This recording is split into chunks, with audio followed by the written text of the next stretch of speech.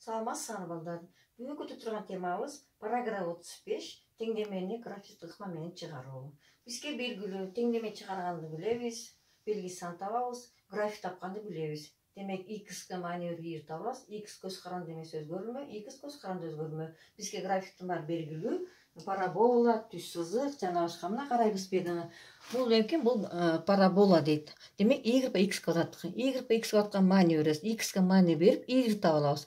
-2 терс сандын даража жүк болгондо 10 сан келип чыгат. Ошондон -4, 4 маани таптык. Демек 1 болгондо 1 болду, 1 болгондо 1 болду. 2 болгондо 4 болду, 4.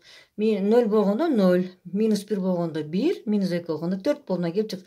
Баарын бириктирип эмне кылдык? Бизден парабола келип чыкты. Бул деген а 0дөн чоң, башка айтканда 1ге барабар деген сөз. Бул багыттары жогору карады. Бул параболаны карагыла. -x квадрат. Буга да x-ке маани берип, y таап алабыз. Демек -2 даража жүк чыгат, а бул минус менен -4 чыгып атат. Ошондон а 0дон кичинекей, -1ге барабар. Демек бул параболанын багыттары төмөн карап каралды.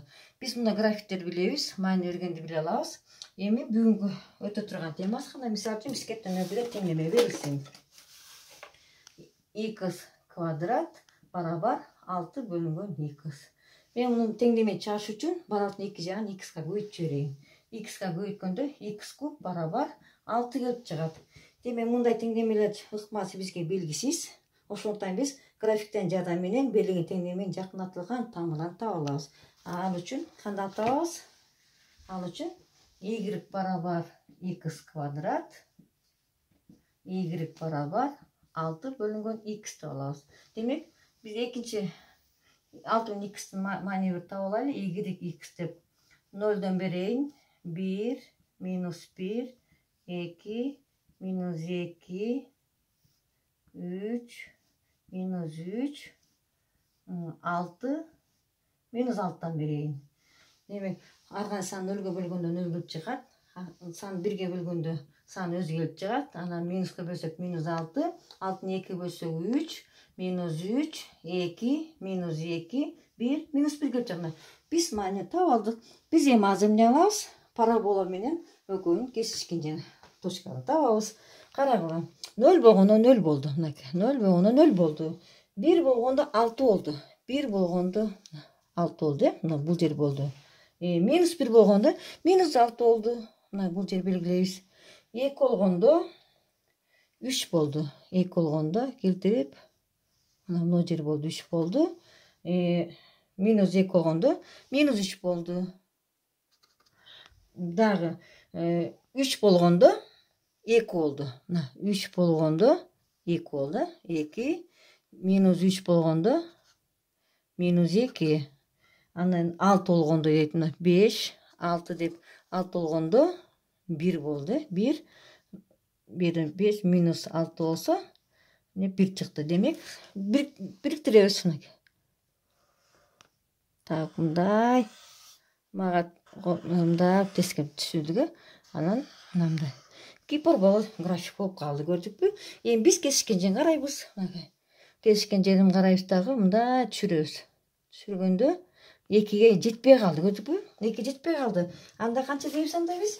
Жакындаштырган түрдө x барабар 1,8 болду деп эсептейбиз, жакындаштырган. Мына биз демек экөөнүн бул теңдеменин тамырын таап алдык.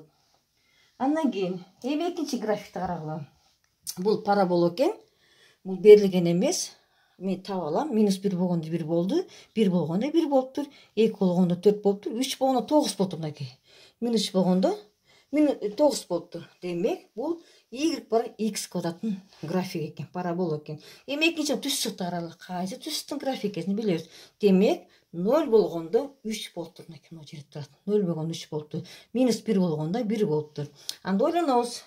0 болгондо 3 болгондо, -1 болгондо 1 болгондо, демек -4төн 1ди кемисек, 3ди кемисек -1 ошондо мен барабар 4x плюс 3.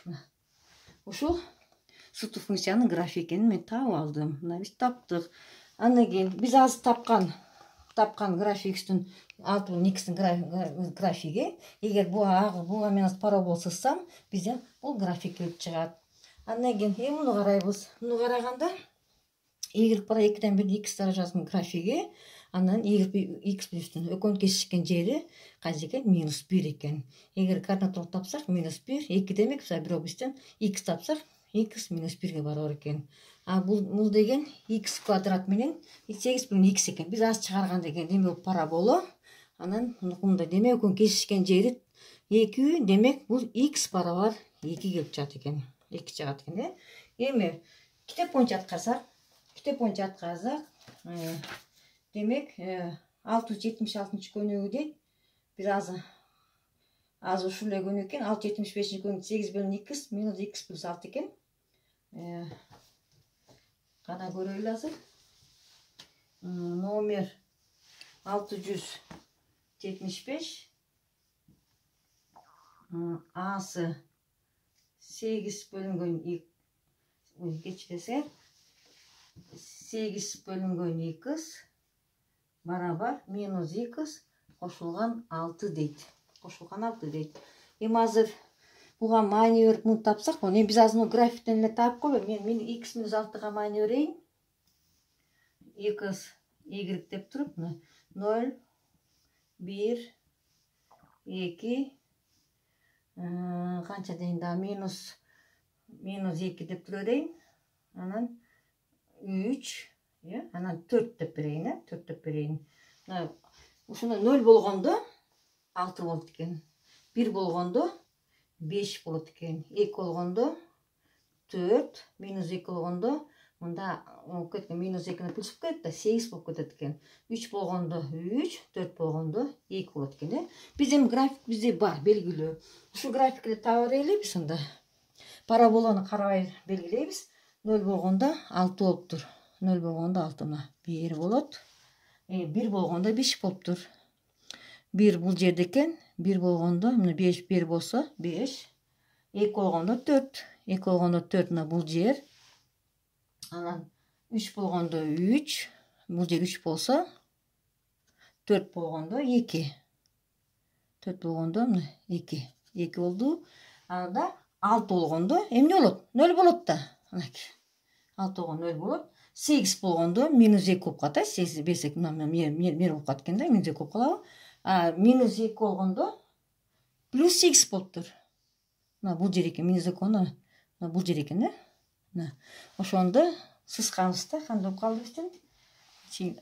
Мында түз алып кетсек, ошондо мына кесишкен жерин казап, как раз 2 экен. Демек, бул теңдеместин тамыры x барабар 2 экен. Көрдүңбү кандай чыгарды? Эми силерге тапшырма. 675-тин б'сы, 678-тин б'сы, 679-тун б'сы. Эмки көрүшкөнчө сак саламатта болуңар.